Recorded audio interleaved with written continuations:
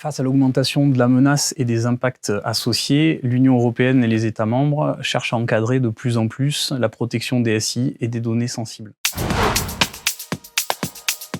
On peut citer par exemple pour les infrastructures critiques la directive Nice, la loi de programmation militaire, pour la protection des données personnelles, le règlement général sur la protection des données, et également des réglementations plus sectorielles dans le domaine de la santé, dans le domaine du paiement ou encore dans le domaine de la défense et de l'aéronautique, le contrôle aux exportations. C'est important pour les acteurs concernés car au-delà de respecter la loi, cela leur permet d'avoir un socle et des bonnes pratiques de sécurité.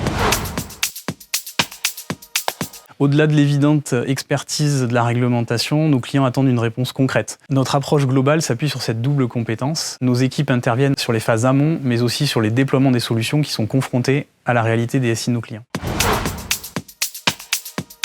PDIS, c'est un référentiel mis en place par l'Agence nationale de sécurité des systèmes d'information afin de qualifier les prestataires de détection d'incidents de sécurité dans le cadre de la loi de programmation militaire.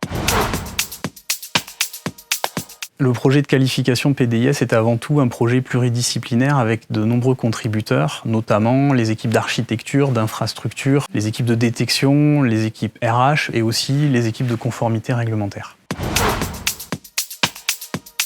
Il fallait échanger avec l'ANSSI sur le processus de qualification. Il fallait également produire une importante documentation de gouvernance du service et il fallait également définir une architecture conforme au référentiel. Au final, l'équipe de conformité réglementaire a eu autant d'influence que l'architecte sur la conception du SOC PDIS de Sopra Steria.